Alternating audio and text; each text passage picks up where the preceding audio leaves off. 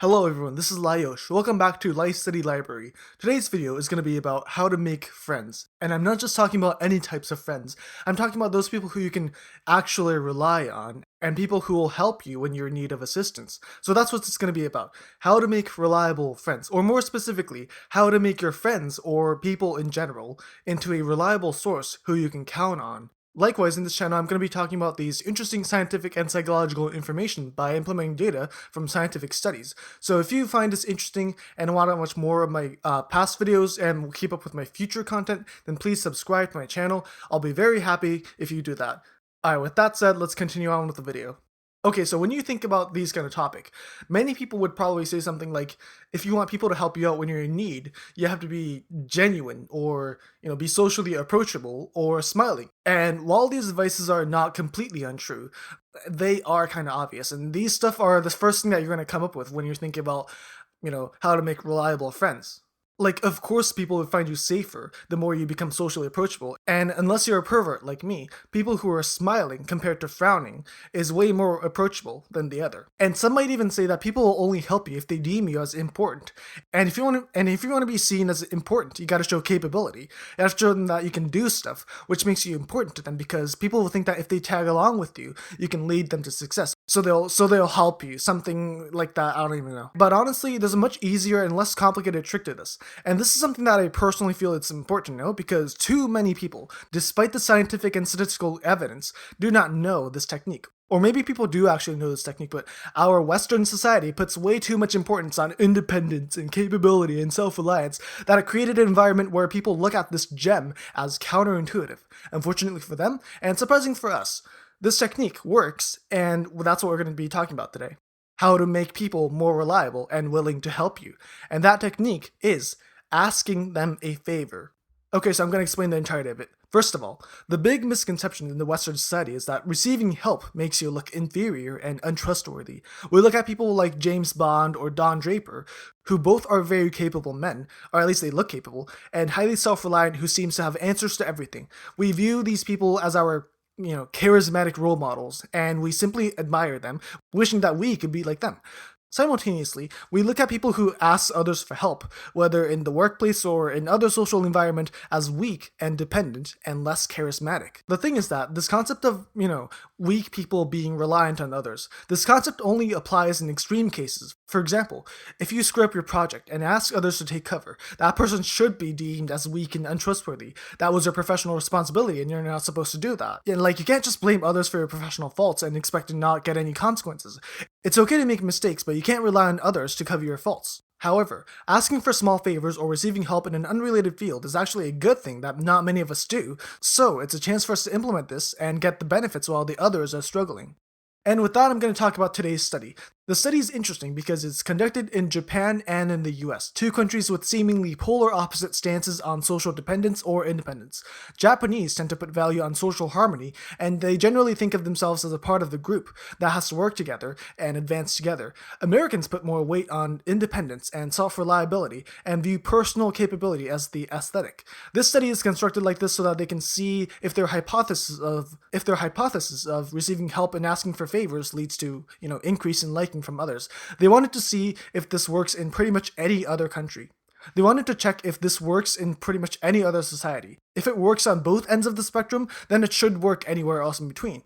So the study took 41 Japanese and 42 American college students and paired each one of them up with one experimenter disguised as another participant and made them solve a number of different puzzles. So the partner/researcher went, I'll do puzzles ABCD while you do puzzles EFGH. During the task, the partner asked some of the participants for help, like, where do you think this piece goes? But did not seek help from the remaining participants. Later, the participants were surveyed on how much positive emotion they had towards the partner from 1, not at all, to 9, very much.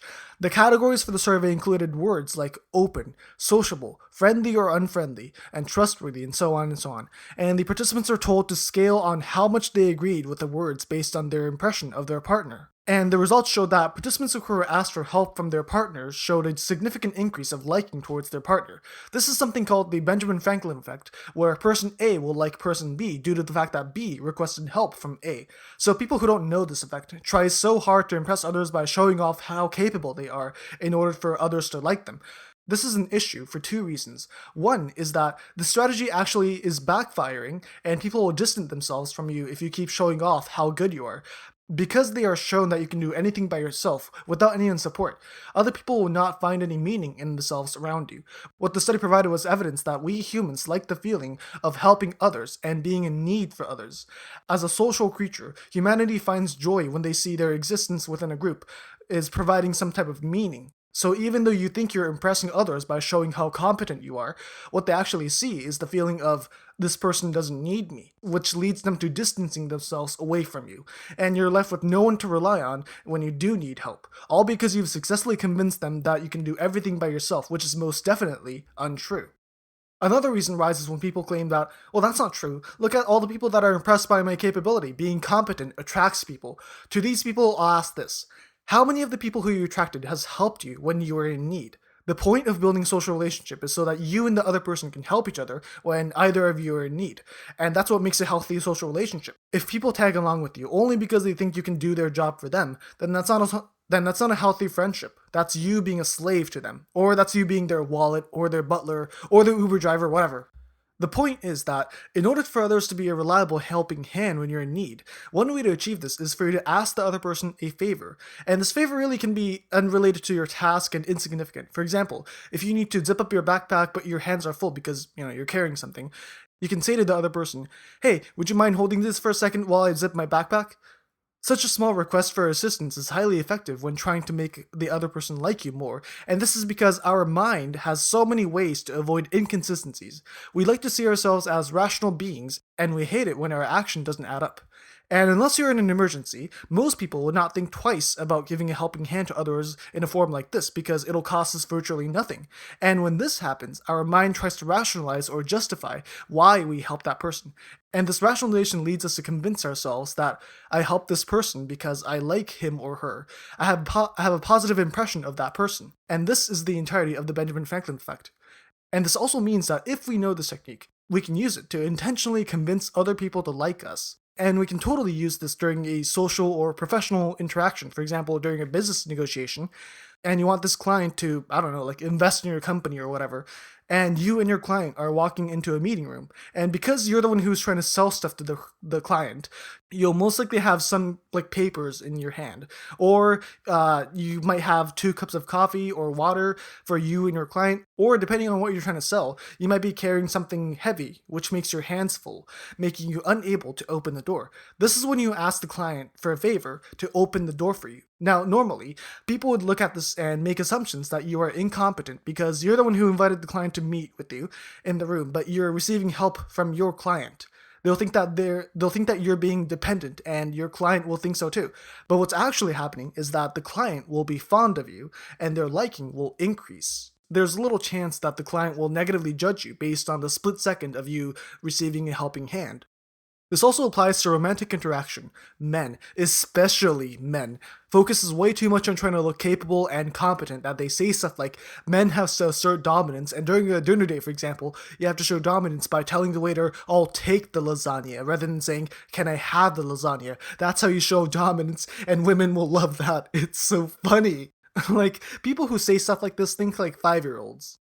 Like, chill, like buckle down on trying to look cool, or I guess that's not the right way to say it. You can totally try to look cool and capable to someone who you're trying to impress, but there's a fine line. Like, think about it. The positive effect that might benefit you by saying, "I'll take it," rather than "Can I have it?" Why would that be more significant than the fundamental social manners like looking clean and civilized, or I don't know, making sure that the other person's having a fun time? Where was I going with this? Oh yeah, so assuming that you got the basic manners down, whether you're at a workplace or in a date. When you ask the opponent small favors, like the example with the door that I've talked about before, or during a dinner date, it can be stuff like, "Hey, can you pass me the salt?"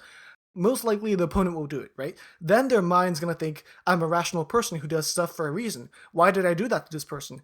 I think it's because I like this person, or at least I don't hate this person." And of course, you're gonna have to do a lot more to further impress the opponent.